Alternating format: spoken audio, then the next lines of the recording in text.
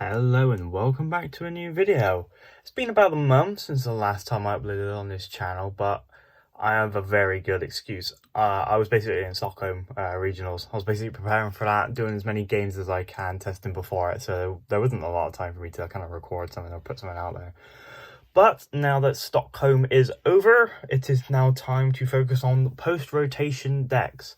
And since most people know that I like to play Lugia, Lugia is rotating, which is sad. I've been playing that deck since it came out, and I love that deck. And now the fact that it's rotating is it's making me a bit sad about it. I won't be able to play Lugia again in Standard. I might be able to play it in Expanded, but then who plays Expanded?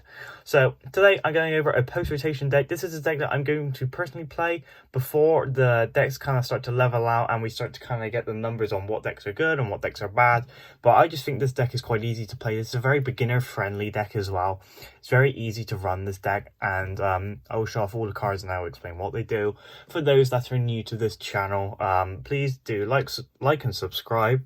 It does mean a lot to me, and I'll cut yapping and let's get started into the video. If I spill all my cards everywhere, that'll be a great start. But this is basically a Raging Bolt EX deck profile post-rotation. So all of these cards will now be G or higher in their regulation.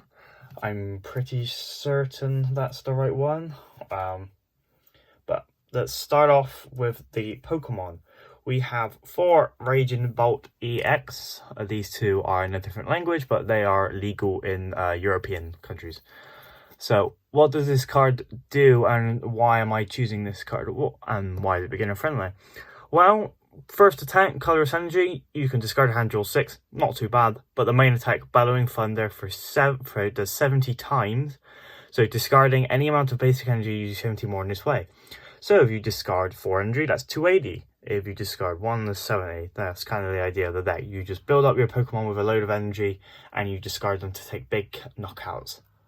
That's basically it. You just build up your Pokemon. So I'm going to showcase Pokemon that are very good for building up energy. Pretty certain that's in frame there. If it's not, don't yell at me. But how do we accelerate energy onto our boards? Well, we run 4 Teal Mask Ogerpon with that Teal Dance ability. Sorry, the lighting is very, very bad today, so I will explain the cards if they don't show up just right on the camera. Once during your turn, you may attach a basic grass energy to this Pokemon and you may draw a card. This is great for turboing through our deck. That's why we run 4 of them. And this is also what we use to discard with the Bellowing Thunder. So we discard most of our grass energy and the lightning and fighting or whatever we put on the Raging Bolt to then do more damage. Now moving on to support Pokemon, we run quite a couple of them. We run 1 Squawkabilly EX with that Squawkin' Seeds, discarding our hand, drawing 6. This deck is a very turbo deck. You go for half your deck in your first turn. That's basically the type of deck that this is. We run 1 Latias EX with that Skyliner ability. Your basic Pokemon in play have no retreat. All of these Pokemon are basic Pokemon, which is great. We run 1 Mew EX with that Restart ability, allowing us to draw until we have a 3 into our hand. You could possibly copy Genome Hacking if you are that bad off, but I mean, it's not the worst idea you could have. But we run 1 Fezandipity with that Flip the Script ability, being able to draw 3 cards when a Pokemon is knocked out. Moving on to 2 more attackers, but they are single prize Pokemon. We have a Fluttermane. This is the Surging Sparks copy. And with that Perplexing Transfer, move all damage counters from one of your bench ancient Pokemon to your opponent's active Pokemon. The idea of this card is Raging Bolt gets hit. Let's say it gets hit for 220, which is what Miraidon EX does. You are able to then, for 2 colorless energies, move all those damage counters from the Raging Bolt onto the Miraidon. It's a very scenario type attacker, but I see the reason why this card is being played. This was a first placement deck list from Japan, so this isn't any of my invention. This is a credit to whoever made that deck. But we run 1 Koraidon with that Unwrenchling Onslaught. If your ancient Pokemon used an attack last turn, this Pokemon does 150 more damage, doing 180, which knocks out a Fez for the weakness, and it knocks out a Squawk ability. Actually, no it doesn't, it's resistant to fighting. Scrap what I just said. For a little bit of disruption, we run one Genesect with that Ace Nullifier ability. If the Genesect has a tool attached to it, that means no Ace Spec cards can be played from your opponent's board, which is crazy good if you can get that pulled off. Moving on to our supporters, we run 4 Professor Sala's Vitality. Choose up to 2 of your ancient Pokemon, attach a basic energy, draw 3 cards. This is another part of the turbo kind of part of this deck. It also allows us to attach an energy, 2 energy, potentially, which means that we are able to discard more energy with that Bellowing Thunder attack. We run 1 Judge for a little bit of disruption. Each player shuffles their hand and draws 4. That's just in case, this is for late game, for just to stop that kind of Fez, draw 3, or if their opponent has a big hand and we want to get rid of it ASAP. That's kind of what we want to do. We run 2 Boss's Orders. It switches out our opponent's bench Pokemon. As a one-off, we run a Crispin. It allows us to search for our deck for 2 basic energy of different types, attach 1 to a Pokemon and put the other in our hand. So we could essentially attach a Fighting to the Raging Bolt and keep the Grass energy in our hand for the Teal Dance ability. It's pretty good. Moving on, as a one-off, that card is pretty good. But moving on to our item cards, we run 4 Ultra Ball, allowing us to put the energy in our discard pile to be able to use the Professor Sada and search out any of our Pokemon. We run 4 Nest Ball, since most of our Pokemon, all of our Pokemon are basic Pokemon, so we're allowed to run 4 Nest Ball.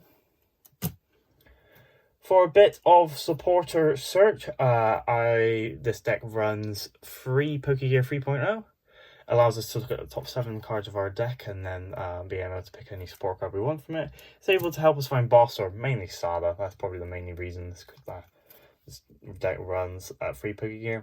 For a bit of energy search, we have 3 Earthen Vessel. I would recommend bumping it up to 4, but for this list, I'm kind of confused on what to cut. Probably the Genesect, but the Genesect I quite like myself.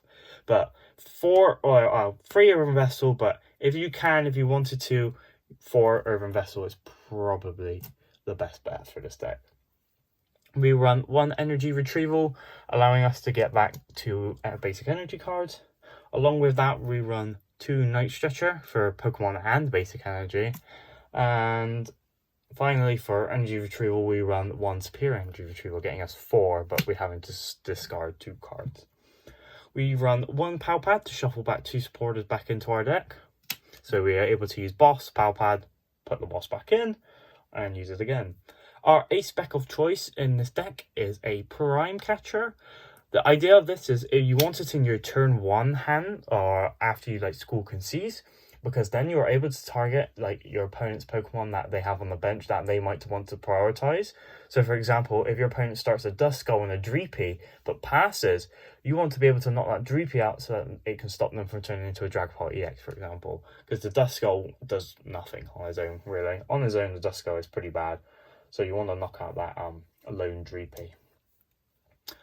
For some tools, we run 2 Bravery Charm, giving us a 50 HP buff on our basic Pokemon.